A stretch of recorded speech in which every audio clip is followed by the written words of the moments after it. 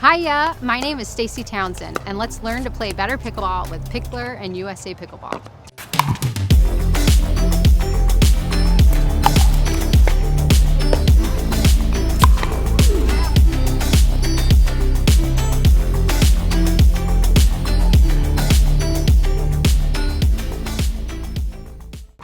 Hi, I'm Michael Niss. And I'm Daniela Niss.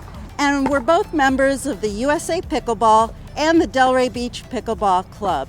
And we're here to tell you that your chances of winning on the pickleball court go up greatly once you get up to that non-volley zone line. But what do you do once you get up to that line? You have options, which is what makes the sport of pickleball a game of strategy. Generally speaking, you want to keep the pickleball low and unattackable. Then, once your opponents make a mistake and give you an attackable shot, you go on the offensive. To make the ball low and unattackable, you'll most likely want to hit a dink shot. A dink is a controlled shot where you hit the pickleball into your opponent's side of the kitchen. All 4 players in doubles pickleball will generally be at the non-volley zone line when you're hitting a dink.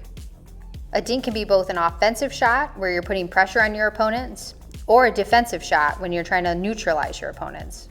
In either scenario, the goal of the dink is to hit a shot that is low and unattackable, so that your opponents cannot volley the pickleball, but rather must let it bounce or have to hit up on the ball. Now let's break down some keys to hitting the perfect pickleball dink. Number 1, prepare your body and paddle.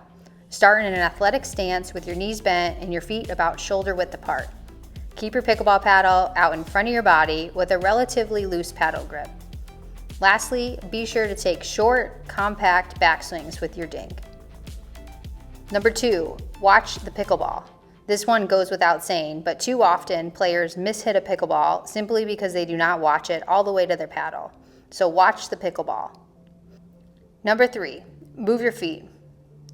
Try to keep your body parallel to the kitchen line. If you have to reach for a dink, take a lateral step rather than taking a crossover step. A crossover step will take you out of your important ready position so that you won't be prepared for the next shot. Number 4, hold the line. Hold the line to keep pressure on your opponents in the dink, and try not to let the pickleball travel toward your feet when dinking.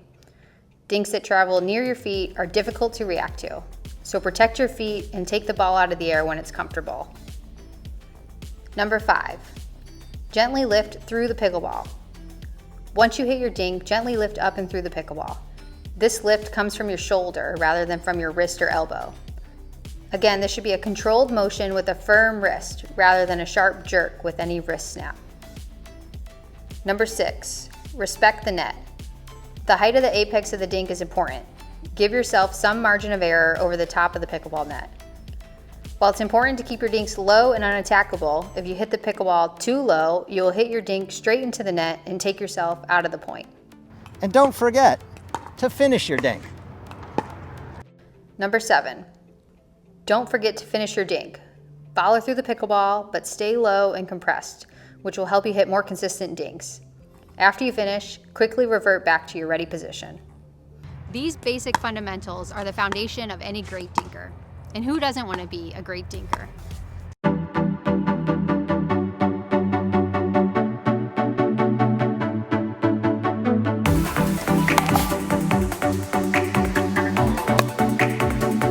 If you like this pickleball video, be sure to share it with your pickleball friends and partners, and we'll see you out on the pickleball courts.